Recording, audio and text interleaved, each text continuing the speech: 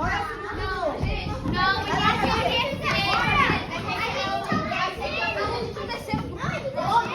Peraí, tem dois grupos juntos aqui. Então é esse grupo aqui primeiro? Daniel? Tá a bom. gente vai ser o terceiro. O que você queria falar? Ele não cabe no meu mochila. Eu só tava e ele apareceu. Como? Ele pulou. Ganhou uma goiaba, bichada, bichadinha.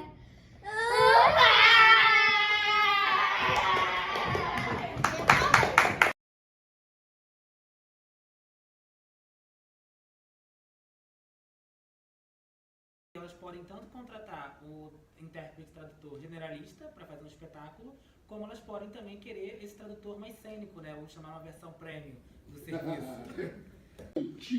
Do telejornal, o cara que tá fazendo esse aqui, e muitos tiros.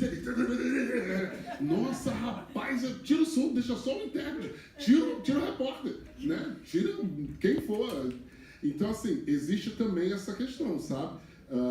A gente tem muitos tradutores muito bons, tem a galera boa que trabalha traduzindo telejornal e que você vê que o perfil é outro.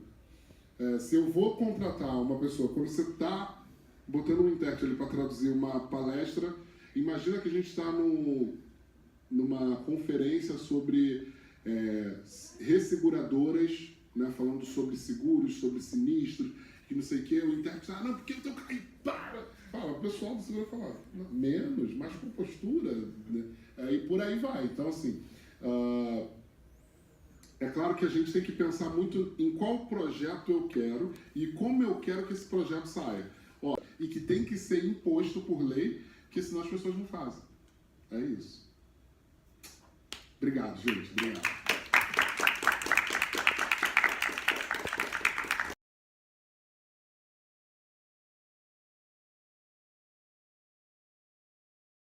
Junto com a gente, ontem, hoje e amanhã, depois já foi, vai ser. No meu tempo, no seu tempo, tudo pode acontecer. Ontem, hoje e amanhã, depois já foi, vai ser. No meu tempo, no seu tempo, tudo pode acontecer.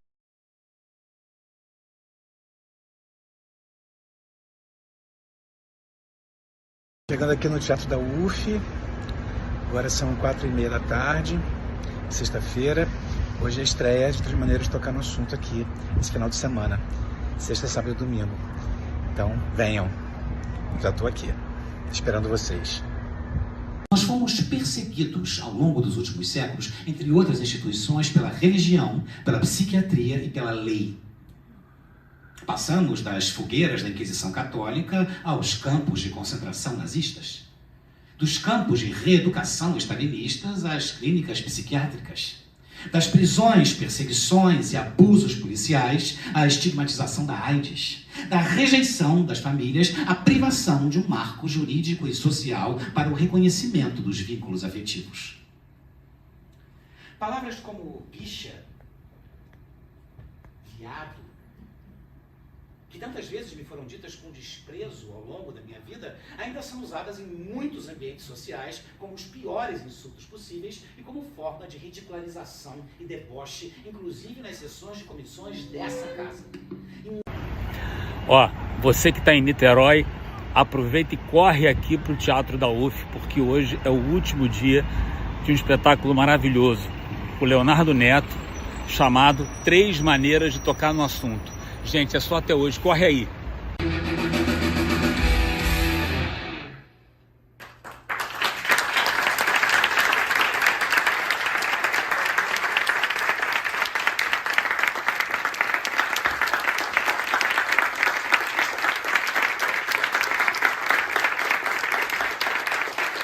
Proibido de levar menores de 18 anos a qualquer evento de temática LGBT.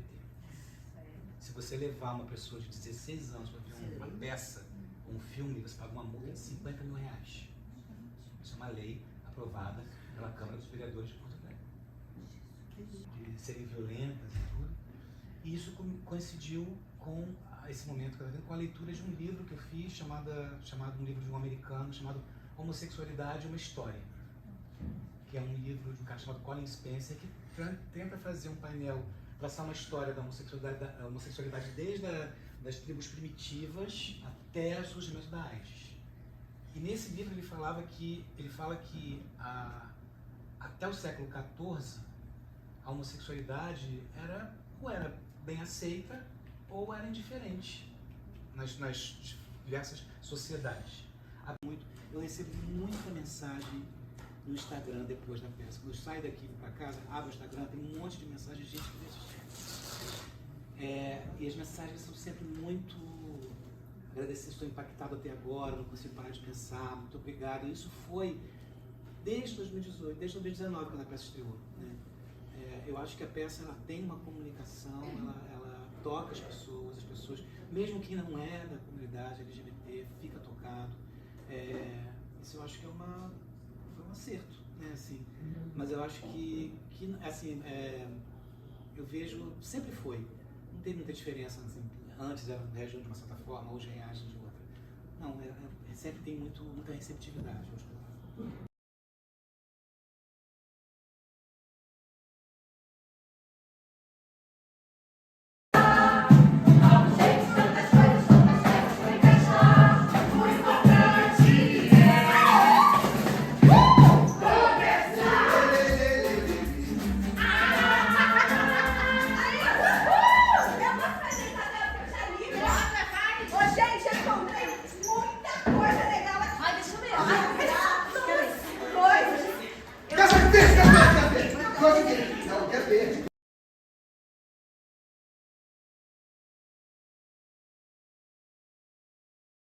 Pode ir lá. Eu vou. Que história é essa? Vem cá! Não. Abre aqui no chão, todo mundo assim, ó. Levanta também, dá a mão. Ó, pra cima, pra baixo. Olha,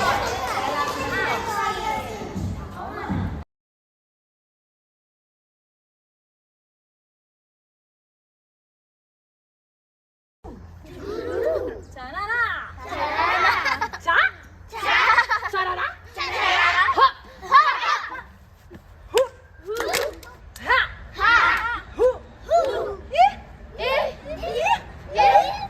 você? Você? Não, você. Não, você! Eu? Eu! Não, vocês. Não, vocês! Vocês. Vocês! Ah.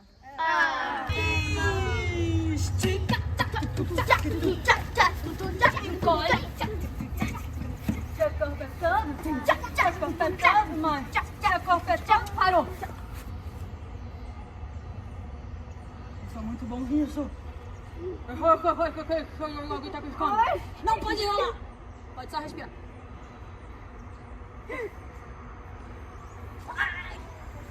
Gente, essa aqui.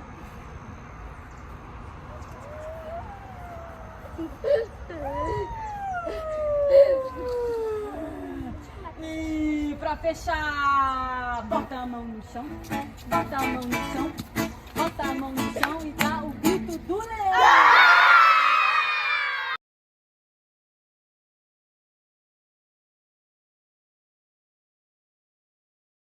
A escravidão já havia sido abolida e a história que é contada teria acontecido uns 50 anos antes. Dá para se imaginar que talvez tenha sido em meados do século XIX, época de intensa escravidão. A escravidão já seria um tema merecedor de muitas reflexões, de muitas peças, pela monstruosidade que foi. Machado de Assis faz uma descrição da escravidão que, mesmo rápida, é muito precisa, ácida, irônica. Quer que eu faça além do que eu faço? Meu filho, não sei alguma coisa mais certa. Olha, veja o marceneiro da esquina, o homem do armarinho, o tipógrafo que casou sábado, todos têm um emprego certo. Desculpe, não fique zangado comigo, não digo que você seja vadio, mas a ocupação que você escolheu é vaga. Você passa semanas sem vintém. Sim. Sim. Mas lá vem uma noite que compensa tudo até de sobra. Deus não me abandona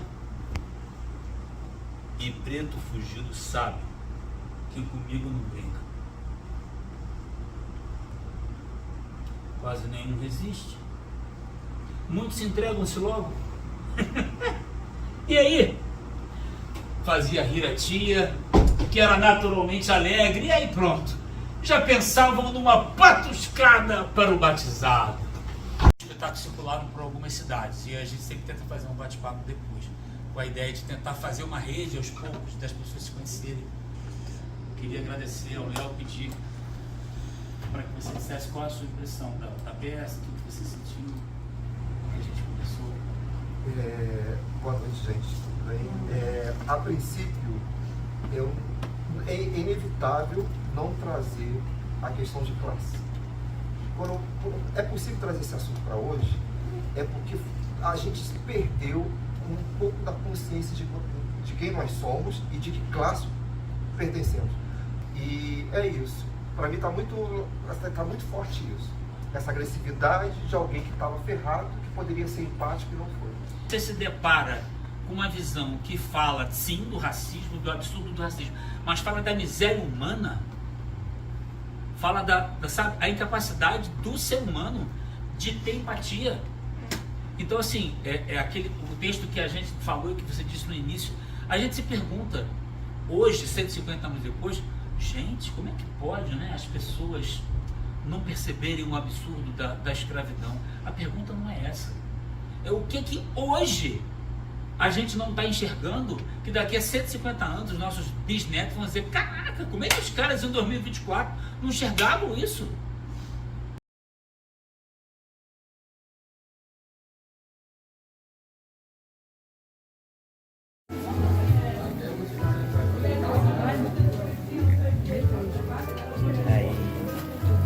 Que hoje será retratada, foi o maior porto de entrada de escravizados africanos no Brasil.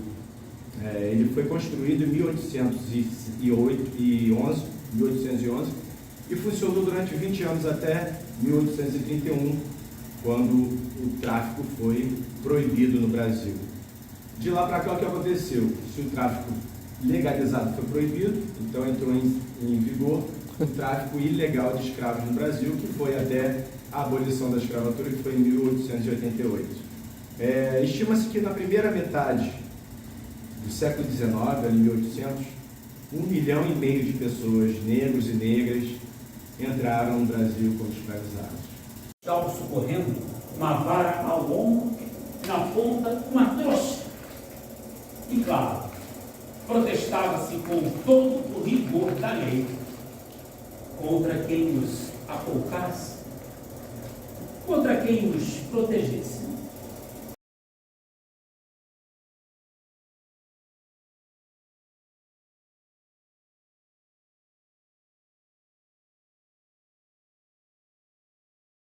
Estamos aqui nessa oficina com esse público maravilhoso aqui em Cabo Frio, da ideia ao projeto.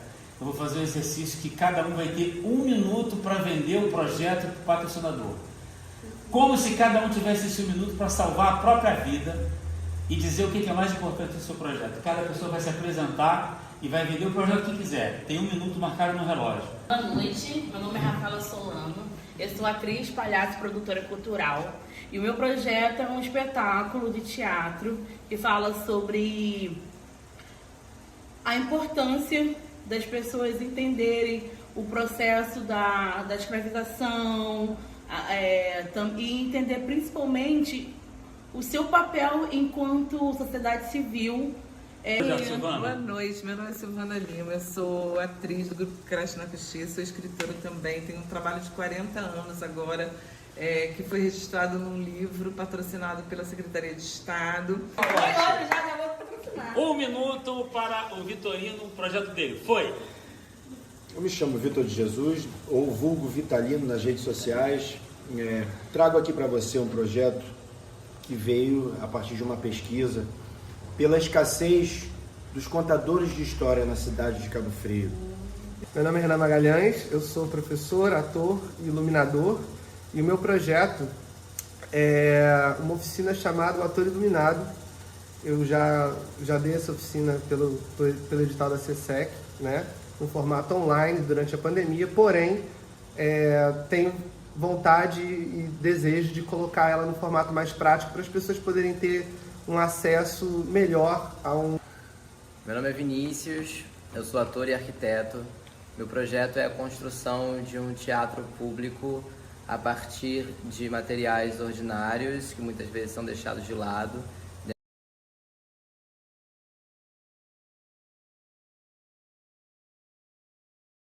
Os outros empregos, todos deixados logo depois do mês. Ainda que poucas, porque morava com um primo, que era opressão. Aprendeu mal. Tem um diretor que voltou a encenação dele, dirige, ele criou a encenação. E nesse processo, o Augusto Madeira, que é um ator conhecido, faz muita série, e é muito conhecido no teatro, fez a encenação. Mas o ponto literal. Assim, muitas vezes muita discussão no sentido da cena. Eu faço literalmente o ponto inteiro. Essa discussão eu botei que nem é especialmente esse início. Eu fiz questão de botar nem uma palavra a mais dele. É exatamente como ele conta. Tem essa ironia da pessoa que está com o cachecol falando do futuro, dizendo que aquilo era normal. É todo o discurso ácido, né, do Machado. Eu falei exatamente como ele escreveu. Ele faz essa introdução, na verdade, é quase como se o narrador se apresentasse. Ele repetiu isso, não é isso que eu penso. Mas você entende que é um outro nível de narrativa. E aí cada um tem a sua opinião. Cada um tem que ser capaz de, a seu modo, identificar uma narrativa que está sendo colocada na sua frente. Você raciocinar se concorda ou não.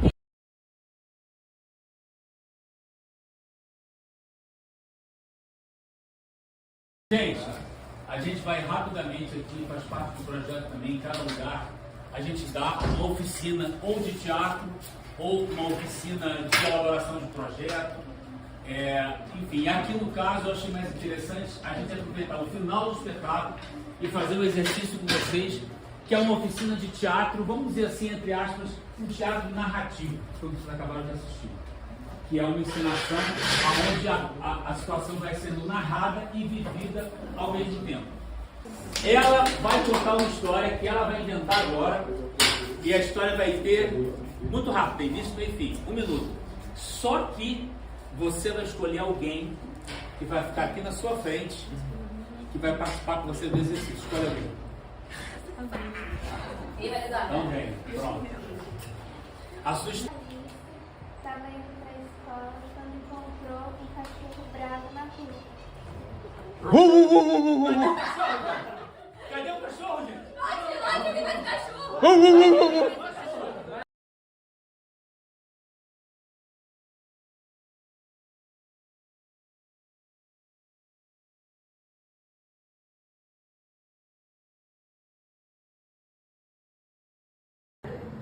E seria bom que vocês conhecessem a história da Mariana Cura.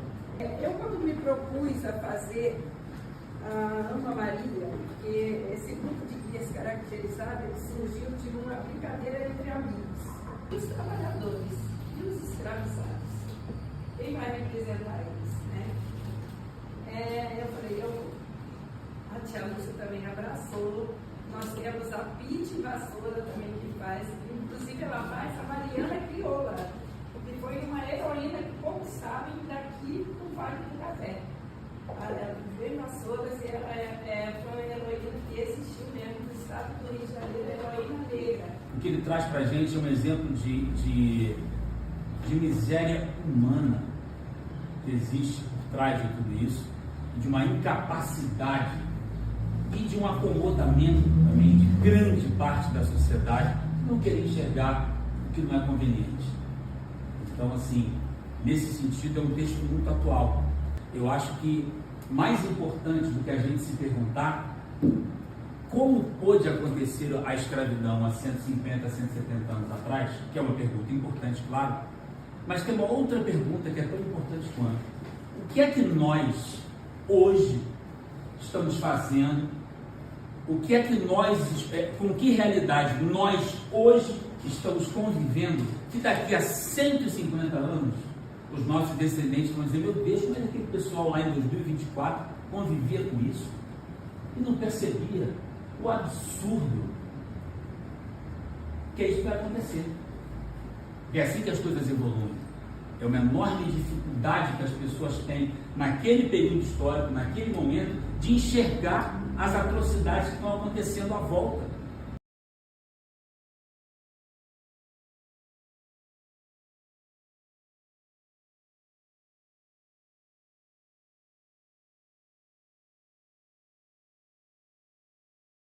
Narrativo que quebra a quarta parede e se comunica diretamente com a plateia. O que é? Ter uma pessoa que está narrando a história, ou seja, olhando para cada um, dizendo aconteceu isso, aconteceu aquilo, e tem outra pessoa que está talvez vivendo o que a outra está narrando. Ou ele próprio está vivendo o que está narrando. Então o exercício é o seguinte: quem vai narrar? Você. Sobe aqui. Ele vai narrar uma história, vai improvisar, vai inventar agora uma história que pode ter acontecido com ele hoje ou de manhã. E ele vai narrar, são vários personagens, aparece um, aparece o outro, e só fica um pouquinho para trás. Conforme ele for contando a história, vocês entram em cena. Se ele falar, o João apareceu, alguém se prontifica a ser o João, entra em cena e faz o que ele estiver contando. Entra alguém.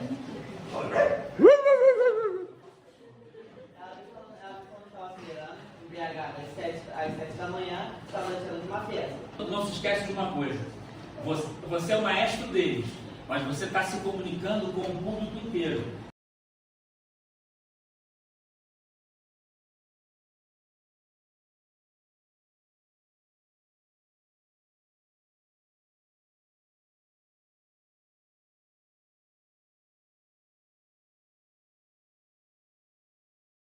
Vocês aqui em Vassouras são uma dessas cidades. Essa peça é uma das peças desse projeto que se chama Nossa Voz, que é um projeto que foi feito através da Lei Paulo Gustavo, com patrocínio do Governo Federal, Governo Estadual, Secretaria Estadual de Cultura, etc. Esse espetáculo estreou em 2017 no Rio e é a encenação de um conto do Machado de Assis.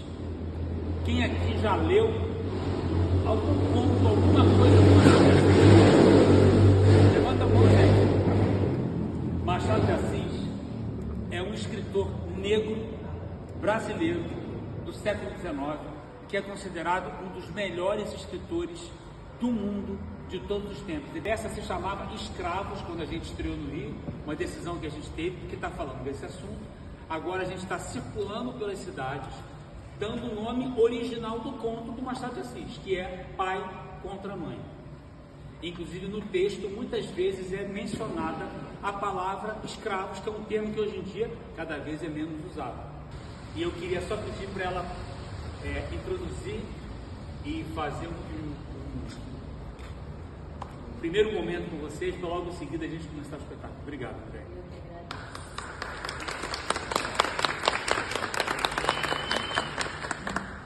Bom, o conto Pai contra Mãe foi publicado em 1906, só 2 anos antes da morte do nosso autor negro Machado de Assis. O Caio do Valongo, ele teve essa função nesse período no século XIX, né? Machado, ele faz uma descrição particular da escravidão, muito irônica, especialmente ácida. Pai contra Mãe, a gente percebe que o narrador da história, criado por Machado de Assis, ele é alguém que considera natural o sistema da escravidão. Dependendo da sua maneira, a grande maioria da sociedade livre da época, em grande parte branca, de todas as classes sociais, ela convivia com essa naturalidade, com a escravidão. Veja o homem do armarinho, veja o moço da esquina, o tipógrafo que casou sábado, todos têm um emprego certo. E saía às pesquisas. Tinha boa memória, fixados os sinais e costumes de um preto fugido, gastava pouco tempo em achá-lo, pegá-lo, amarrá-lo, levá-lo. Desde a vinda da Mãe África para cá, é um processo de desumanização. Eles queriam desumanizar, né? São mais de 6 milhões de negros que foram escravizados no Brasil inteiro. Para se ter uma noção, Vassouras, 70% da população da cidade cidade era escravizada. E 30% eram homens livres. Então, para a gente ter uma noção da extensão de gente que aqui foram escravizados.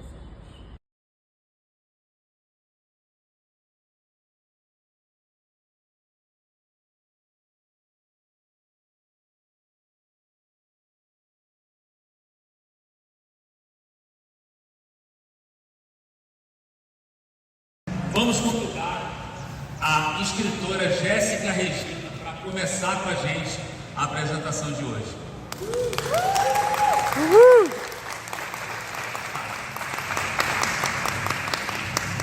Bom dia. O conto Pai contra Mãe foi publicado em 1906, somente 2 anos antes da morte do nosso Machado de Assis. E vocês sabem que o maior escritor brasileiro é negro? Milhares de pessoas livres, antepassados de muitos aqui, preferiam não enxergar. Muitos se beneficiavam e outros até não enxergavam mesmo. Muita omissão, conivência e também uma espécie de ignorância, de cegueira. Nada novo, não é mesmo?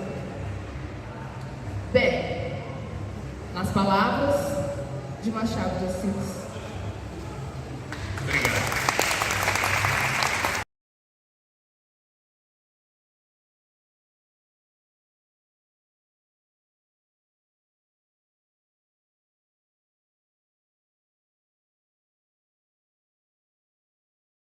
Do Alexandre e essa oportunidade da gente trazer esse debate para cá hoje.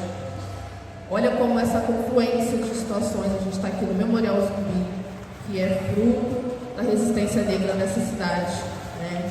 Ontem eu conversei com o Alexandre, estava no Clube Palmares, que é a origem desse trabalho que culminou na criação do Memorial Zumbi. Temos aqui um encontro de associações de capoeira, né? Uma herança que já foi criminalizada. Nada acontece no vazio, acontece sozinho. Alguns aqui me conhecem, eu sou escritora. Dentro da minha poesia, eu já falei, inclusive, dessas crianças que a vida não vingaram.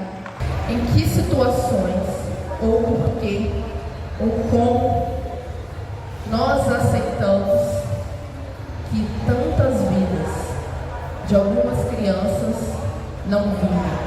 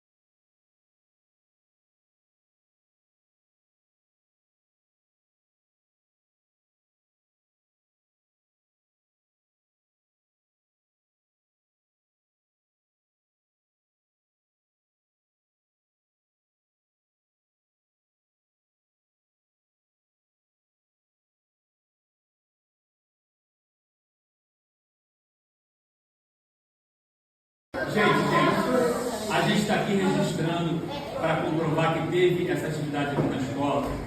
E eu fiz desde dentro de um teatro, com cenário, iluminação, fundo preto, aquele clima, assim, música, efeito de luz, até um espaço como esse, que é dentro de uma escola que não tem nenhum recurso de teatro. Isso é a prova de que o teatro, ele tem a capacidade de comunicar, de emocionar, de fazer pensar, independente do que está em volta. E não é só o teatro que tem isso. A dança tem isso, a música tem isso, as artes têm isso. Então é uma sensação de missão de vida que a gente tem, de oferecer essa oportunidade, de tentar despertar de vocês o interesse para vocês pensarem o seguinte: o que vocês quiserem fazer de expressão artística, vocês podem fazer.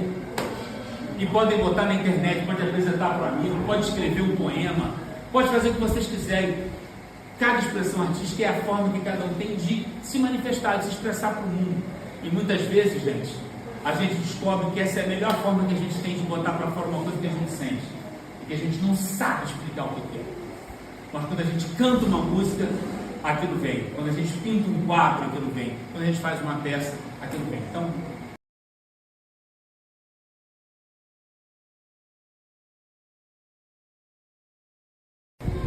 já está filmando. Só para filmar aqui. Ó, vamos fazer aqui um exercício, porque essa vida é escola incluída.